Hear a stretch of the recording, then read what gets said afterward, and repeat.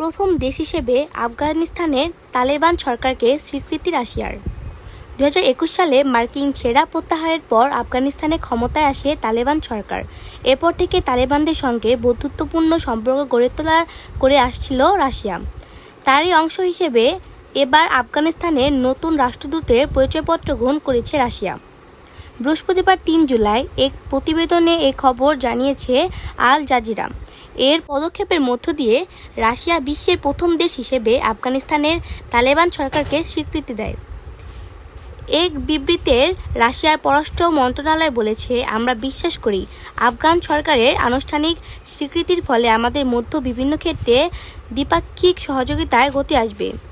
আফগান পররাষ্ট্রমন্ত্রী আমিন খান মুত্তাকি বৃহস্পতিবার সামাজিক মাধ্যম এক্সকে কাবুলে নিযুক্ত রাশিয়ান রাষ্ট্রদূত দিমিত্রি জিরনভের সাথে একটি বৈঠকের একটি ভিডিও পোস্ট করেছেন। সেখানে তিনি বলেন, এই সাহসী সিদ্ধান্ত অন্যদের জন্য একটি উদাহরণ হয়ে থাকবে। তিনি আরও বলেন, এখন যেহেতু স্বীকৃতির প্রক্রিয়া শুরু হয়েছে, রাশিয়া সবার এগিয়ে ছিল। বিশেষ আপডেট পেতে আমাদের চ্যানেলটি সাবস্ক্রাইব করুন। ধন্যবাদ।